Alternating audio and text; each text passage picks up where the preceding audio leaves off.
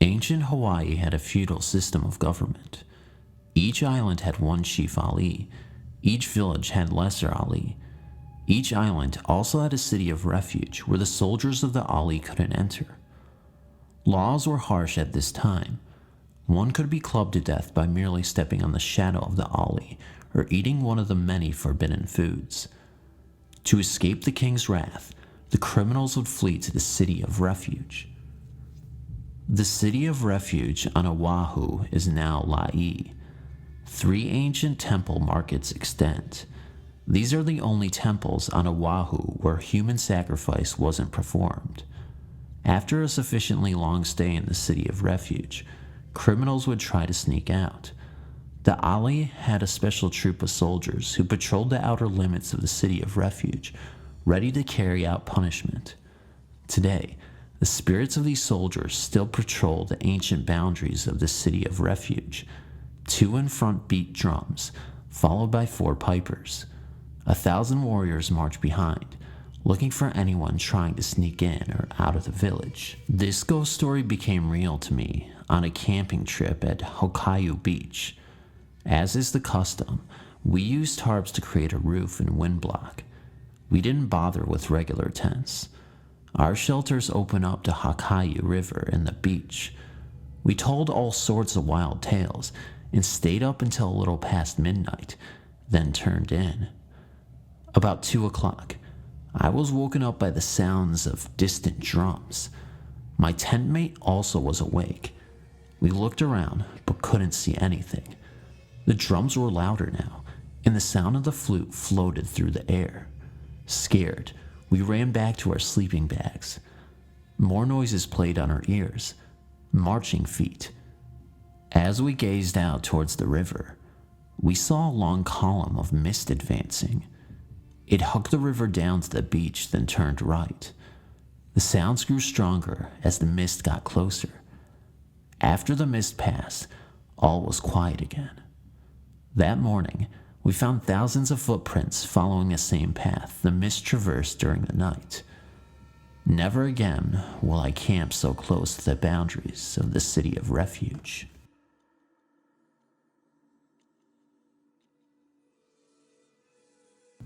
My father passed away in April of 2002, and his loss has been very difficult on both myself and my mother. Mom had a dream right after Dad died, in which he came to her, sat on the bed, and just smiled at her. She felt he was okay. I never had that, and so I wanted to know he was okay. The oddest thing has been happening. My mother and I were preparing to go out one afternoon. Mom looked down, saw a penny on the floor, and picked it up. She smiled at me and said, "You realize that when you find a penny, someone from heaven is sending you their love." She held up the penny and said, "I love you" to Richard, my father's name. I simply just smiled at the thought, and off we went. I didn't think any more about it. Well, since that day, almost every day, I find a penny on the ground in various locations. Home, work, on the street, you name it. They're always heads up. The first few times I didn't pay attention, I would pick them up and go on. Then it struck me that it was happening an awful lot. Maybe my mother is right and Daddy is sending me love. So now, each time I see yet another penny, I smile and say, "I love you too, Daddy. I hope he keeps sending me pennies from heaven."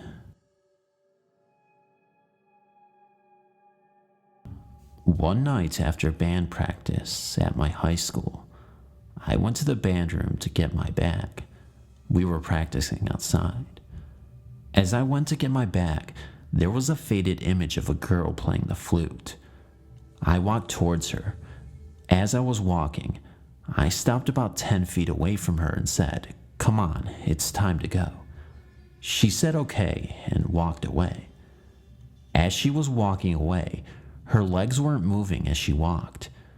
I thought my head was thinking weird things, so I just let it go. And as I was getting my bag, I turned around and I heard a running sound coming towards me. I threw my bag, about 13 chairs, and one instrument. The running stopped. I looked for my bag in the pile of chairs and saw that the girl's flute was there. I said to myself, I didn't throw a flute, I threw a trumpet. That's when I started to scream because I knew it was that girl's flute. I ran to my car outside. As I was driving away, I took a quick look in the band room window. She was right there playing the flute, looking at me. That's when I found out that the girl was a Japanese girl. She died in the band room when the band teacher beat her after school when everyone left. This strange encounter happened sometime at the end of 1983. We, meaning the ex-husband, 4-year-old daughter, and my son, who wasn't a year old yet, and me, the mother, were stationed in Barbers Point, Hawaii. I was getting ready to make a trip back to Ohio. I never really liked sleeping in the dark, but my husband at the time liked the darkness. I remember waking up like I was being smothered by this big black thing. A big giant spider is what I thought it to be. Whatever it was, I touched it when I was frantically swiping it away and screaming. I jumped up, switched on the overhead light, and followed what looked like a black steam cloud from a tea kettle. It went into the kids' room. It went straight to the baby's crib and hovered there. By this time, I was frantic, screaming, and yelling for it to leave. It quickly raised up from the crib and exited out the window. By this time, everyone was awake, and I related the story to my husband at the time. He thought I was crazy. A few days later, my daughter, new baby son, and I flew to Ohio to show him off to the family. And that's where my story ends. Thank you for reading.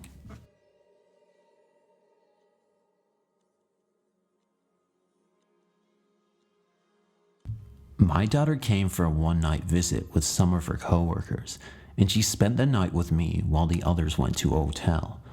The next morning she dropped me off at work and did the tourist thing with her friends, and they were scheduled to leave that night, April 21st. I got home from work around 5 p.m. and did my usual routine. I walked into the bathroom to turn on the small oscillating fan on the counter, and I noticed a battery pack sitting in front of the fan. I looked at it and wasn't sure what it was, then walked into the living area to open windows, etc. Around 6 p.m., I called my daughter on her cell phone to check on where they were. They were checking out the hotel and had to hurry to return the rental car. Then she asked, "By the way, Mom, did you see my battery pack?" So I told her it was on the counter in the bathroom. She sighed, and I told her I would mail it to her the next morning. After we hung up, I went to the bathroom to get the pack so I could put it in my bag, but there was no battery pack on the counter. I stood there, pretty stunned, and I knew I hadn't touched the pack or moved it. I looked everywhere and finally decided I would have to let her know something happened to it. The next day, April 22nd, I called her in Dallas and blurted out, "I don't know what happened to the battery pack. I couldn't find it anywhere." She said, "I found it, Mom. It was at the bottom of my carry-on bag." She said she must have put it in there early in the morning and forgot about it. I told her it couldn't be because I saw it and even described it to her. Well, this was a strange encounter. Now I'm wondering about the holographic universe and dimensions. Thanks for letting me share my experience. It's never a dull moment. First off, let me explain that I am in the military, and we were living in military housing at AMR during this encounter. I was married at the time. I don't recall the exact date, though I know it was early in 2000. My wife and I were home on a Saturday morning, relaxing like we usually did. I was entertaining myself, playing video games and sitting on the couch, while my wife was at the computer desk about 4 feet behind the couch, checking her email. All of a sudden, I felt what I thought was a hand pat me on my left shoulder, as if to say what's up. For a second, I thought I could feel someone standing behind me. Figuring it was my wife, since we were the only ones in the house, I turned to greet her, and there was no one there.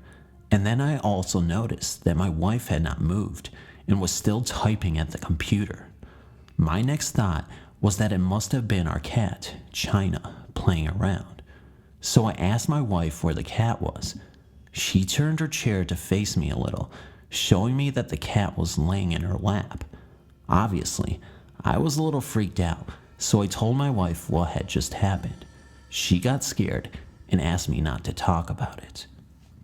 Soon after that, I was again on the couch, holding and petting the cat. Unexpectedly, she started to claw into me, while at the same time looking at something unseen that seemed to be right behind me. The experience gave me a chill. I let the cat go, and she ran off to the bedroom. Though I thought it was a bit weird, I shrugged it off, even though I was a bit unnerved. A few days later, I was laying on my bed watching TV, and I noticed that the cat had wandered in the room, so I called to her. Usually she came right to me right away, and she stood there, just looking at me. So I continued to call to her until once again, she seemed to see something behind me. At this moment, I sensed a presence again. The cat turned and ran out of the room. As you can probably imagine, I was a bit tired of it all, so having had enough, I turned my head, looked over my shoulder, and as a reaction said something like, "Please leave me alone." After that incident, nothing more ever happened. First off, let me explain that in Hawaii, you're raised to be suppositious from small kid time. I was always told that if you ever hear someone calling you from outdoors after dark, do not answer, or you will be taken away by some spirit, or obake as we call it. When I was about 11 years old and quite obsessed with supernatural powers, witchcraft, ghosts, and such, day after day, I would hold up in my room and read every ghost book I could get my hands on. In our backyard, we had 2 big mango trees, which for some reason would scare the bejesus out of me. You could not get me to go back there in the dark, even if my life depended on it. One night, while in my room reading, I kept hearing my dad call me from the backyard. Being an obedient child, I answered him. When he called me again, I got scared, remembering what I was taught when I was younger. I went into my parents' room to check and see if my dad was outside, and if not, and to see if indeed it was him calling me. To my surprise, he was on his bed watching TV and asked me why I was yelling for him. I explained to him what happened, that I heard him calling for me from the backyard. He told me to never answer a call from outside, unless I know for sure who it is I am answering, and that he did not call for me. Needless to say, I was scared to death and did not want to go back there, even during the day. All the neighborhood kids would want to go back there and climb the trees, pick mangoes, or play hide and seek, but day after day, I would refuse. Like all kids though, I eventually forgot that night and went to play with my friends in the backyard. We must have been playing back there all day. I didn't realize until around sundown that it was getting late. I remember the night someone called me from the backyard. The mango trees make good shade during the day, but at night, they make it even more dark. As I was walking very quickly around to the front of the house, I heard my baby brother calling me, sounding really scared. For fear of getting in trouble, I am the oldest with 2 younger brothers. I ran back to go get them. When I got to the corner of our house where I could see the backyard, something made me look up in the mango tree. To my horror, I saw a pair of glowing red eyes. I ran into the house as fast as I could. I just opened the front door and saw my brother there at the kitchen table waiting for my mom to bring him his plate. After telling the story of my encounter in the backyard, my mom tried to convince me I suffer from an overactive imagination. I am positive what I saw was not of this dimension and most certainly was a supernatural being. It's what we in Hawaii call chicken skin.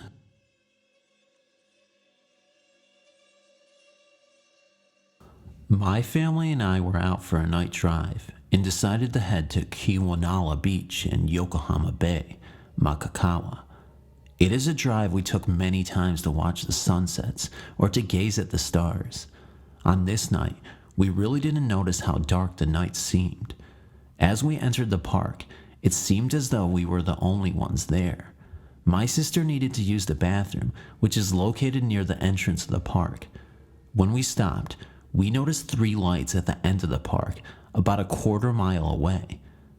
Most locals tend to park there to avoid police patrols, who most times won't go that far into the park.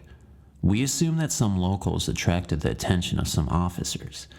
As we were getting back into the car, we noticed that these lights, way at the end of the park, changed from blue to green. Soon these lights started towards us. As these lights would bounce up and down, the number of lights would multiply by hundreds at a time.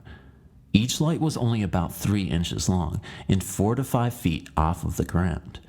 This covered the whole beach from the mountain to ocean, which is about 2 to 3 football fields wide. All of the lights move up and down at the same time, each by multiplying by the hundreds. It soon gained on us near the entrance in a matter of 30 seconds. We all got back into the car and quickly left. These lights were about 40 feet away from our car, but we couldn't make out what it was. As we left the park, we passed another car. We were so frightened that we drove as fast as we could to the nearest convenience store and stopped to talk about what we had just seen. As we did this, the car who passed us before heading to the park drove right past us at a high rate of speed. It was later that I found out that it was the Hawaii Po, or night marchers. Thanks for reading. Today I have a story for you that is very scary for me, but might be a bit sad. Also, this is fairly recent in memory. I'd say it was about a month ago now. I was chilling at my grandparents' house, which is quite large. I hated, and still do, going up the stairs alone when nobody else is in the house. Alright, so now I'm getting to the point. So me and my brother Tasman had stayed over the night. But during the night, it seemed that I would get woken up constantly to the sound of someone digging their heel into their wooden floor and then dragging it as if they were limping. This was very creepy, as neither my grandparents nor Tasman own a pair of hard shoes. Then I thought back to my great-grandmother. She had a broken leg, and since she was so old, she died because of it. She always wore those wooden-type shoes, so ones that look like clogs, but have a buckle and a heel. Then I have one more strange event that happened to me and my friend Katie. When we were about 12, we were about to watch a small movie. Nobody else was upstairs, and this is really important information. When we heard a little human sigh, it sounded like it was from an old lady as well. We sprinted out of there without even thinking, but it gets even weirder. Me and Katie both sat down to watch that same video again when out of nowhere, the whole room just went white. Like a blinding white, but just for a split second though. There wasn't any cars around, and it was most certainly not the sun. So how? From now on, I'm not going upstairs by myself or with a friend to watch movies, and I haven't stayed the night since. This was all very strange, and I hope that it will not happen anymore if I go back to my normal ways. Thanks for reading. Aha! I see you reached the end of this video, which means you probably enjoyed it enough to watch it all the way through, and for that, I'm thankful for that. Anyway, guys, thank you so much for viewing this video. And if you want to see more of this, why don't you comment, like, and subscribe, and tell me what else you want to see in a video. I mean, I'm thinking about topics myself, but I could also use some help as to what I can brainstorm for my next videos. So just leave it in the comments below, and I'll get back to it. Also, Please take the opportunity to support my channel by sharing this video to as many places as you can, whether it be Facebook, Instagram either, or all the cool social networking Twitter sites that you call awesome.